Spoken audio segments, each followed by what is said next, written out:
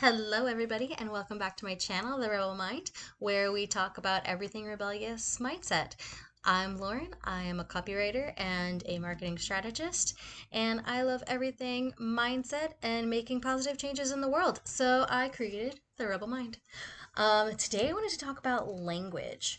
So when we, as business owners, have like obviously copywriting is really important to any business.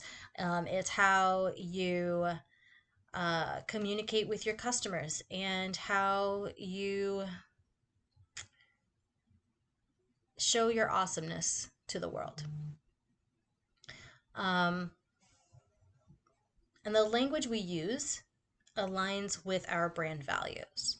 And our brand values should align with our personal values.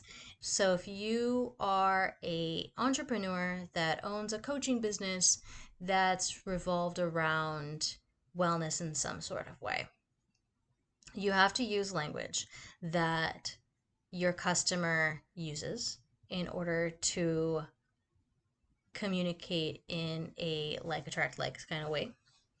So if your customer uses a lot of language that is simple, or sassy, or if they use certain terms, um, using the terms and the way of speaking that your customer uses is going to help them see themselves within your brand. And like attracts like. So that's going to help you build more customers that way, right? Then, if we think about what our brand values are and what changes we want to create with maybe within our industry, um, then we have to think about the language that we're using. So, say we're a wellness person or a wellness coaching company. The language you use revolving around your demographic or um, around, like, say, diet culture. If you don't want to perpetuate diet culture within your industry, which is very common, that helps you stand out for one. And two, it helps to eliminate shaming language from your copy.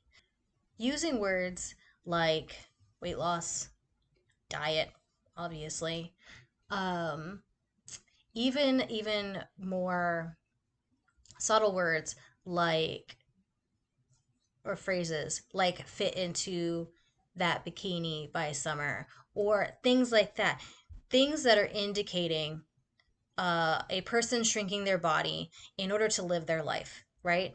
Take the bikini example.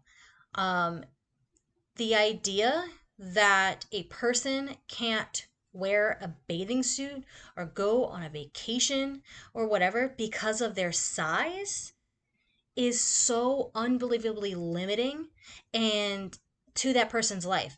And if you think about it, yes, this is a person whose mindset may be within this conditioning, and we're responsible for our mindset, right? We're responsible for the thoughts that we think. But at the same time, we have to be aware that we've been conditioned to think those. And with writing and messaging, um, advertisement, we have great power in that. And like Uncle Ben said, with great power comes great responsibility, right? So, with all this power that we have, we are conditioning these people to believe that they can't live their life. They can't go on vacation and wear a bathing suit and go have fun at the beach with their families and friends and things like that until they fit into a certain size. That's so damaging. So while maybe that person has a level of responsibility, obviously it's their brain, they have the power over it, right? Why are these industries, these companies, creating this idea that is so that limits people so much? Um, but it's easy. That's the low hanging fruit, right? That's the diet culture that the wellness industry has been perpetuating for, got at least 30 years because I know I've always dealt with it, but probably longer than that. Um, so how can we change that language that is going to still bring in the revenue that a company needs in order to survive, but that's not going to cause harm and keep perpetuating the exact same bullshit that people are getting tired of? There's a reason why diet pills are not where they were in the early 2000s and stuff, because people are tired of feeling so shamed into fitting into a certain size, feeling like their worth is equal to their um their smallness, like they're worth more because they take up less room, things like that. Like, that's done. We're done with this. And so if a brand wants to talk about nutrition and wants to use language that's going to empower their customers to take action to heal their relationship with food, to create the positive changes that are going to make their life better, then taking out diet culture languaging is vital. But then they have to figure out a different thing to talk about, right? Because the whole part of diet culture that fits into the copy is to create an emotional reaction by the reader that tells them that they're understood and that they have the solution for their problem. So we have to highlight a different problem. And so in an instance where, say, the company has a nutrition program that maybe is weight loss focused. Okay, well, can we stop focusing on the weight loss? Let's focus on how the company is teaching people to heal their relationship with food, which we know that whenever you are no longer having a feeling of binge eating or having disordered eating patterns, your body finds natural balance and you find a natural weight that your body attracts to. Not everybody's going to be 120 pounds. It's not possible. And if they start telling you that, then, but changing the languaging around the root cause to maybe helping balance or helping to heal binge eating or disordered eating, talking about that in it, and helping the customer reach a point of like, oh, that's what I've been dealing with. I've been dealing with disordered eating. I've been dealing with binge eating. That's where things are falling off. And then realizing that you're offering that solution to them to help them heal that relationship with the food. And it's not like, yes, start another diet so you can lose weight and live your life. But this is also, like, how are your values as a business relating to your language? If your value as a business is to perpetuate diet culture and that you just really want that money and you don't care if you make a bunch of people feel like shit, then obviously this is not the video for you. But if you're a nutrition coach and you're finding that you don't know how to structure your language in a way that empowers and makes your customer feel like you actually have the solution to the root of their problems and that you could really help improve their life. If your languaging isn't revolved around that and you don't know how to make it that without following the same tactics that you grew up experiencing, then let's talk. First, you need to find what language your customer uses. Then you need to find what is the root problem that your customer is dealing with, and then offer them that solution in the package of a transformation.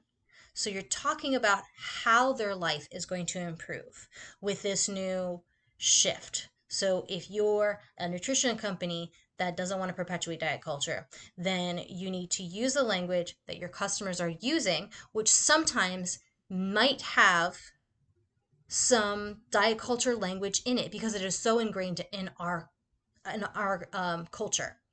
And you know, perhaps you're saying things like, are you so tired of yo-yo dieting and always feeling like you have to deprive yourself, but just to feel like but just to end up in an out of control binge eating session afterwards, right? So yeah, you're using diet language, talking about binge eating, talking about this stuff. You're talking about the person's yo-yo dieting. So that's kind of in the realm of diet culture language. But you're using it in a way that this is what your customer is experiencing because they've suffered from diet culture. But then you have to move that messaging into what you're really suffering with. So here's your revolutionary new concept of you're suffering from disordered eating patterns that might be rooted in not knowing how to regulate your not having good emotional regulation tactics and using food to soothe yourself, or like things like that. You're talking about the root cause of their eating, right? Then you move that into, if you're tired of this yo-yo dieting, you want to actually heal your relationship with food and have a healthy relationship with food that isn't a constant give and take, not give and take, push pull experience. Then blank company has that solution, right? This is why it is so important to work with a copywriter, because copywriters can understand that customer journey that they take from the time that you're like helping them see or relating to them, um, to the point that you're delivering your transformation and saying like, if you're ready for this, like, hey, I'm here. um, Copywriters have the ability to change that messaging and the language around that messaging to create that change. So while maybe you have the overall marketing strategy, you got the ads, you got the website, you got the sales pages, you got the blogs, you got all of the things, you got your funnel all set up. If your language and messaging isn't aligned with that, everything's going to fail. It's all a big system, right? So if you have a load bearing wall that isn't intact, the building's gonna have some problems when, an earthquake hits or whatever, or the building's gonna fall down, right? So addressing your messaging and your language in all of your marketing is vital to the success of a funnel or in an overall brand. If you have other questions about language and branding, let me know. Put it in the comments below. If you want more content like this, talking about specific topics within marketing and stuff, also put in the comments below if you have something in particular you want me to talk about. Otherwise, thank you so much for coming to my channel. I hope you left this with at least some tidbits of wisdom. And like, comment, subscribe, send to a friend, and let's start a revolution.